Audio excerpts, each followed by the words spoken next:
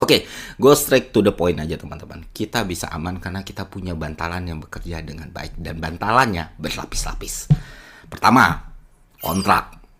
Jadi setelah gue pahami, gue pelajari, dan gue coba cari satu persatu ya.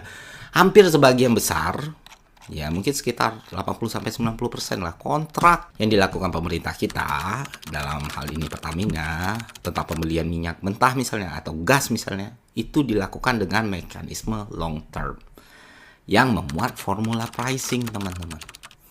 Acuannya bisa MOPS atau Argus for Adjustment ya. Artinya apa? Artinya sebelum perang terjadi, kita udah deal nih, kita udah buat transaksi yang mana dalam transaksi itu harganya dikunci. Dikuncinya pakai formula tadi ya, nanti gue jelasin ke teman-teman. Artinya ketika harga minyak itu melonjak secara ekstrim kayak kemarin gitu, kita nggak langsung menerima dampaknya gitu. Tetap terfilter, jadi kita tidak membayar semahal harga yang tertera. Karena apa? Karena kontrak kita nggak beli di market spot harian kan teman-teman, tapi formula pricing tadi. Biar gampang gue langsung kasih contohnya aja. Misalnya nih, lu bikin kontrak yang isinya average 3 hari basis MOPS ya teman-teman, dengan HDS sekitar 107% gitu. Nah, average 3 hari aja, karena kalau real window-nya itu panjang, harinya nggak ada yang 3 hari, tapi logikanya sama, mekanismenya sama gitu. Hari pertama 80, hari kedua 100, hari ketiga 120. Nah, kalau lu beli hari ketiga tanpa formula pricing, lu bayar 120 dong. Tapi karena lu udah pakai formula pricing, jadi dikalkulasikan ini pakai formula yang udah disepakati tadi. 80 ditambah 100 ditambah 120 dibagi 3 dapat 100. 100 tadi lu masukin persamaan 107%, artinya lu cuma membayar 107.000 bukan 120.000, dan jelas lebih murah gitu. Kedua, Indonesia itu punya SAL. SAL, sisa anggaran lebih.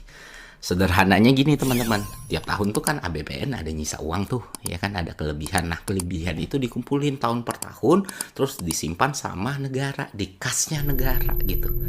Yang dibuat untuk situasi-situasi yang mungkin tidak terprediksi, kayak krisis energi tadi. Nah, statusnya, keadaannya, SAL kita itu ada di angka yang cukup lumayan, 420 triliun. Dan inilah yang bisa jadi bantalan untuk mengkompensasikan kenaikan harga minyak tadi. Sehingga yang nanggungnya pemerintah, bukan masyarakat langsung. Makanya Pertalite dan Pertamax itu harganya masih bisa stabil, setidaknya sampai hari. Nah, ketiga, ini ironi sebenarnya, tapi ya suka atau enggak ini yang terjadi. Ya karena produksi batu bara kita. Lu tahu banyak negara mengalami krisis karena ketergantungannya kepada minyak dan gas itu lebih besar dari kita, teman-teman. Di berbagai negara mereka nggak punya apa-apa, mereka nggak bisa menghasilkan apa-apa, dan mereka nggak punya batu bara. Jadi untuk listrik mereka bisa nyampe itu ya, mereka butuh minyak dan gas gitu. Di Indonesia kan tidak, kita punya diversifikasi, banyak